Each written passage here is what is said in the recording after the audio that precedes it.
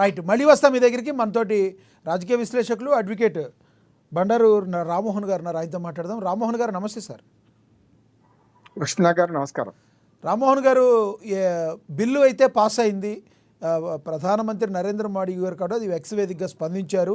వక్ఫ్ సవరణ బిల్లును ముసల్మాన్ బిల్లుకు పార్లమెంట్ ఆమోదం తెలపడం ఓ చారిత్రాత్మక మలుపుగా ఆయన అభివర్ణించారు. ఏమంటారు మీరు? రాజమౌళి గారితో విభజించడం లేదు, కానీ చివరి మాటతోనే ఏకీపిస్తుందండి. ఇక్కడ మతం ఎక్కడ ఉంది, అక్కడి నుంచి మొదలు పెట్టండి. చాలా కరెక్ట్ అంటున్నాను. ఎందుకంటే ఒక న్యాయవాదిగా వక్ఫ్ చట్టం గురించే మాట్లాడదాం. అంతకు మించి మత విద్వేషాలు రెచ్చగొట్టాల్సిన అవసరం లేదు. రాజు కంటే రాజభక్తి, మన స్వామి కంటే స్వామి భక్తి చూపించాల్సిన అవసరం లేదు. వక్ఫ్ బోర్డుకు మతానికి సంబంధం లేదు. అది ఒక విషయం మాత్రం వారితో ఏకీపిస్తున్నాను. కానీ ఇతర అంశాలు దీన్ని జోడించడం వల్ల ఈ వాట్సాప్ యూనివర్సిటీలు, కాంగ్రెస్ వాళ్ళది బీజేపీ వాళ్ళు రెండు చెప్తున్నారు. ఈ వాట్సాప్ యూనివర్సిటీలు ఒక దేశాన్ని రెండు ముక్కలుగా చేస్తున్నారు. అంటే అనుకూలించిన భక్తులు రెండు కాంగ్రెస్ బీజేపీ. మీరు కూడా వాట్సాప్ యూనివర్సిటీ సోషల్ మీడియాలో ఎంత ఇదైపోయింది సార్. నేను చెప్తాను రాజమౌళి గారు, నేను మీకు అడ్డం రాలే, నేను చెప్తాను. వాట్సాప్ యూనివర్సిటీ ఎందుకంటే రెండు అంటున్నాడు కాంగ్రెస్ పార్టీ బీజేపీ. దేశాన్ని నిట్ట నిలువున ఆ పక్కన ఉంటావా నాగన్న, ఈ పక్కన ఉంటావా నాగన్న అని విశ్లేషకులతో సహా చీల్చి పడేస్తున్నారు. నేను దీన్ని అంగీకరించాను. నేను పూర్తిగా ఈ చట్టాన్ని సమర్థిస్తున్న వాడిగా, ఎందుకంటే చెప్పకపోతే రాజమౌళిగా మళ్ళీ తొందరపడతాను. ఈ చట్టాన్ని సమర్థిస్తున్న వాడిగా బీజేపీ ఏ చట్టం చేసినా సమర్థించా, ఏ చట్టం చేసినా నేను విమర్శించా. అంటే విమర్శించా అంటే వ్యతిరేకం చేయాలి. చట్టాన్ని మంచి చెడ్డను బట్టి మనం అంచనా వేసుకోవాలి. ఉదాహరణకు 3 రైతు చట్టాలు బీజేపీ చేసినా సరే దాన్ని పూర్తిగా అంగీకరించినా నేను దానికోసం కొట్లాడినా. మంచి చట్టాలు, దుర్మార్గులు కాంగ్రెస్ వాళ్ళు పనిచేస్తున్నారు.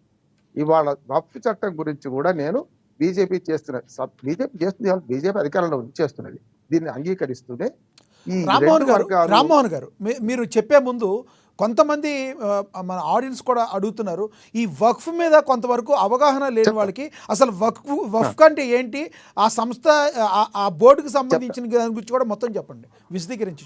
లీగల్ అకాడమిక్ డిస్కషన్ చేయాలి. ఇక్కడ నేను తొందరపడను. అటు పక్కన ఈ మంచోడు వాడు చెడ్డోడు అని మనం ఎవరు జడ్జిమెంట్ చెప్పడానికి ఈ చట్టం గురించి మాట్లాడు. అందుకని రాజమౌళి గారితో మిగతా అన్ని అంశాలు పక్కన పెడితే ఇది మతం ఎక్కడ ఉంది అనే కాడి నుంచి నేను ఏకీపిస్తున్నాను.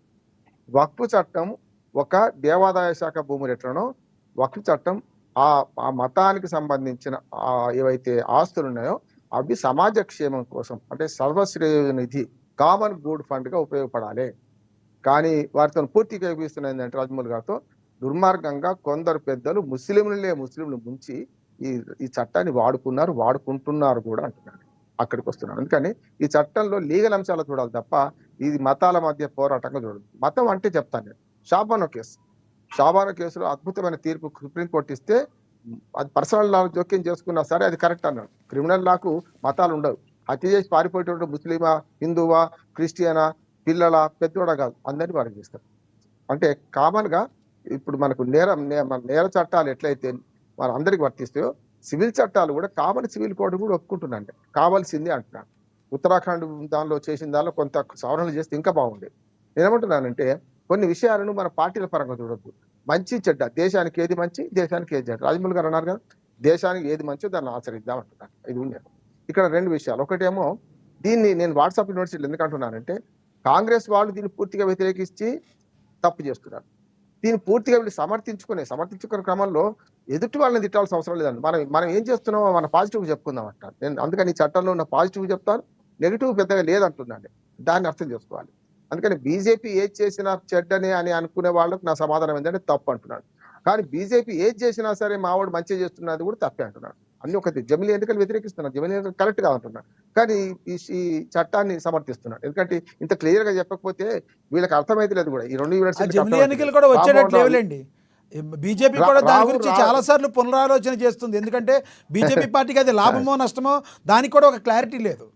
కాదు సార్, ఢిల్లీ బహుత్ దూర. 10 ఏళ్ల తర్వాత ఎవడెవరికి ఏమని చేస్తారు. నేను ఇప్పుడు మహిళా బిల్లు 25 ఏళ్ల నుంచి ఆగింది, మొన్న సక్సెస్ అయింది, దాన్ని ఆహ్వానించినాం కదా. అందుకని నేను ఏమంటున్నానంటే ఈ యూనివర్సిటీలు ఇటుపక్క అటుపక్క మనుషుల్ని జీలుస్తున్నారు, ఆఖరికి న్యూట్రల్ ఉన్న వాళ్ళు కూడా మైండ్ చెడగొడుతున్నారు అంటున్నారు. ఈ చట్టంగా జరిపిస్తారు. చట్టంలో 3 ఉన్నాయి. ఒకటి ఎప్పుడైనా ఏ చట్టమైనా సంస్కరణ అవసరము. ఈ చట్టం దుర్మార్గంగా పివి నరసింహరావు చేసిండా, మన్మోహన్ సింగ్ చేసిండా కాదు, 9వ శతాబ్దం నుంచే ఉన్నది వరకు నేను చెప్పాలంటే. నైజాం పీరియడ్ లో కూడా మనకి ఇంకా బాగా అనుభవం, రాజమౌళి గారు తెలుసు బాగా. హైదరాబాద్ స్టేట్ కు చాలా అనుభవించినాం, ఇటుపక్క అటుపక్క అన్ని రకాలుగా మనం, అంటే చెంపదెబ్బ గోడ దెబ్బ అనుభవించినాం మనం. కానీ నేను ఏమంటున్నానంటే ఈ చట్టం ఇట్ సెల్ఫ్ రాంగ్ అంటున్నాను. ఇప్పటిదాకా ఉన్న చట్టం దాన్ని ఇంకా స్ట్రాంగ్ చేసి నా కాళ్లకు నేనే మొక్కుకొని దీర్ఘాయుష్మాన్ భావ నేనే అనుకుంటున్నట్టు చట్టం ఉన్న చట్టం, ఇప్పుడు కొత్తది కాదు, కొత్తది మంచిది అంటున్నాను. ఎట్లా చెప్తాను? ఉదాహరణకు